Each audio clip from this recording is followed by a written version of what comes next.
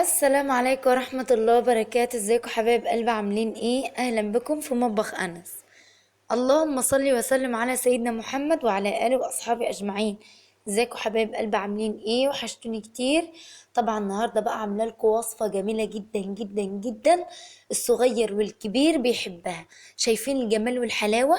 وكمان النهارده هنعمل كميه كبيره من نص كيلو لحمه، وهتعمل معاكي اكبر كميه برجر من الفول الصويا. هنعمل البرجر بالفول الصويا الموفر في البيت بحاجة كده تحفة تحفة تحفة تحفة. بس قبل ما ندخل في الوصفة، عايزاكم تحطوا له لايك، ولو انتم مش مشتركين في القناة اشتركوا وفعلوا الجرس علشان يوصلكوا كل جديد انا بعمله. ولايك وشير لي الفيديو يا حبايب قلبي. شايفين العسل؟ شايفين الصوص دايب دوب كده؟ شايفين؟ هنسمي الله وندخل في وصفتنا النهارده. هنبدأ كده بسم الله الرحمن الرحيم. اول حاجة معايا ده ربع كيلو فول صويا. طبعا انا مش هستعمله كله، مش هستعمل الربع كيلو كله. طبعا بجيب الربع كيلو، اخدت منه حوالي كوبايتين، نقعتهم في مية سخنة، وبعدين استنيت عليهم نص ساعة كده لحد ما الفول اتشرب المية معايا زي ما انتم شايفين قدامكم كده. وبعدين فرمته فرمة خفيفة في الكبة. اهم حاجة ان انتي تنقعيه في مية سخنة الاول علشان يتشرب المية ويبقى ناعم كده وانتوا بتفرميه في الكبة.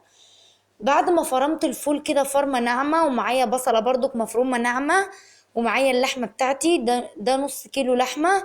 بقلبهم بقى كله في بعضه كده زي ما انتوا شايفين علشان افرمهم في الكبة كلهم على بعضهم. زي ما انتوا شايفين كده يا حبايب قلبي، هحط اول دور كده زي ما انتوا شايفين. طبعا والله العظيم جربوا الوصفة دي، هتندموا كتير كتير لما جربتوهاش، وكمان هتنفع للأولاد في الحضانة أو للأولاد في المدارس لأفكار جديدة لللانش بوكس. طبعا الأطفال بيحبوا التغيير، فده هينفع وجبة أساسية متكاملة، حاجة كده وهم. بعد ما فرمت الكمية كلها كده زي ما انتوا شايفين، بضيف بقى التوابل بتاعتي. بحط شطة، طبعا لو مش عايزاها سبايسي ما تحطش شطة. وبحط الملح بتاعي بظبطه طبعا، بس اخلي بالي ما احطش ملح كتير لان انا هستعمل وصفة كنور اللي هي خلطة البرجر، فيها ملحها طبعا. فهخلي بالي من الملح بتاعي، يعني هحط حاجة بسيطة بس. بعد ما ضفت الخلطة بقى بتاعت البرجر وضفت الملح والتوابل بتاعتي، بقلبهم بقى كويس قوي وبخليهم عجينة واحدة كده زي ما انتوا شايفين. طبعا بتفرط معايا جامد والكمية بتتضاعف زي ما انتوا شايفين كده يا حبايب قلبي. بعد ما خلطتهم كده زي ما انتوا شايفين، معايا اكياس التلاجة اللي هي النايلون، ومعايا غطا بطرمان او غطا اللهم صل على النبي، او بولة ازاز بس تكون مسطحة كده زي غطا البطرمان. وبكور البرجر كور كده قد الليمونة او اكبر من الليمونة بشوية، وبحطها في الغطا كده على الكيس، وبقلبها على الكيس كده زي ما انتوا شايفين. افضل ابطط كده من فوق الكيس شويه علشان تديني الشكل بتاع الغطا. شايفين الجمال والحلاوه؟ الله على الجمال والحلاوه، الله. شايفين ومتماسكه ازاي؟ عملت اول قطعه معاكم، قطعتين، عملت قطعتين، هعمل قطعه تالته معاكم. زي ما انتوا شايفين كده بتتشكل بمنتهى السهوله والبساطه. واضغط بيها على ايدي كده علشان تاخد شكل الغطا بتاعي. اهم حاجة ان يكون في كيس نايلون علشان العجينة ما تلزقش في الغطا. هخلص بقية الكمية وارجع لكم تاني. زي ما انتوا شايفين كده يا حبايب قلبي، شايفين الجمال والحلاوة؟ طبعا ما خلصتش لسه بقية الكمية، ده عملت كمية قليلة قلت اوريها لكم وبعدين اكمل براحتي بقى. طبعا بعد ما خلصت الكمية سبتها ترتاح في الفريزر ساعتين. مفيش اقل من ساعتين، لازم ترتاح في الفريزر ساعتين علشان ما تلزقش في الطاسة بتاعتي. معايا الطاسه الجريل بقى او اي طاسه تيفال عاديه، بدهنها دهنه زيت او دهنه سمنه، وبنزل بالقطعه البرجر بتاعتي. لازم تكون متلجه. طبعا انا ما سبتهاش الساعتين، بس اهم حاجه تكون الساعتين علشان تديكي النتيجه بتاعه البرجر بتاعتي. لسه عايزة تتساب شوية، حسيت ان هي لازقة شوية عايزة تتساب، لان لما تاخد الوش الحلو ده اللي انتوا شايفينه. طبعا بعد ما اخدت الوش الحلو اللي انتوا شايفينه ده، معايا الجبنة الشيدر بتاعت البرجر، بحطها عليه وخلاص كده البرجر جاهز معايا بقى تمام. معايا مكونات سندوتش البرجر بقى، معايا بصل حلقات، ومعايا صوص البرجر الجميل ده، ومعايا طماطم حلقات، ومعايا الكايزر، ومعايا الكابوتشا، ومعايا الخيار المخلل.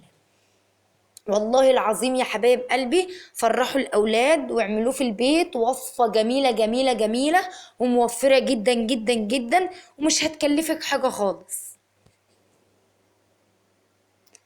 بفتح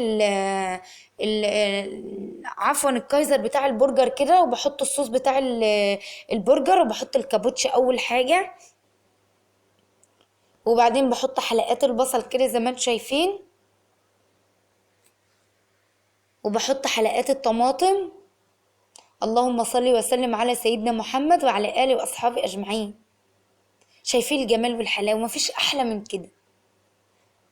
يلا يا حبايب قلبي اللي لسه ما حطاش لايك، لو انتوا وصلتوا لحد هنا حطوا لايك، انا بفكركم اهو، حطوا لايك. بعد ما حطيت الطماطم كده زي ما انتوا شايفين، بحط قطعة البرجر وعليها الجبنة طبعا السايحة كده. الله على الجمال والحلاوة. بحط بقى الخيار المخلل، وبحط الكابوتشا تاني كده زي ما انتوا شايفين. لا قلت احط صوص الاول، حبة صوص. شايفين الجمال والحلاوة اهو. هعمل التاني معاكم. الله الله. الوصفة دي تستاهل كام لايك؟ عايزاكم بقى تشجعوني باللايكات والكومنتات الجميلة بتاعتكم. يلا شجعوني في الكومنتات. والله العظيم كلامكم الحلو بيشجعني جدا وبيفرحني وبيديني طاقة إيجابية، وبيخليني إن أنا أقوم أعمل لكم فيديوهات جديدة. شايفين الجمال والحلاوة؟ طبعا بتشتروا سندوتش البرجر ده بكام من بره؟ طبعا ب50 جنيه.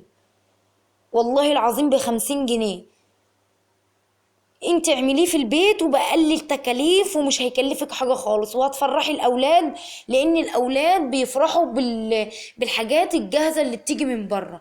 وكمان افكار جديدة لللانش بوكس، لان الاطفال بتحب التغيير، ما بتحبش بقى الجبنه الرومي على طول واللانشون والحاجات دي. استنوني في الوصفه الجايه، هعمل معاكم اللانشون البيتي باقل التكاليف، وبخطوات سهله وبسيطه، وكمان بمكونات سهله وبسيطه. والسلام عليكم ورحمة الله وبركاته.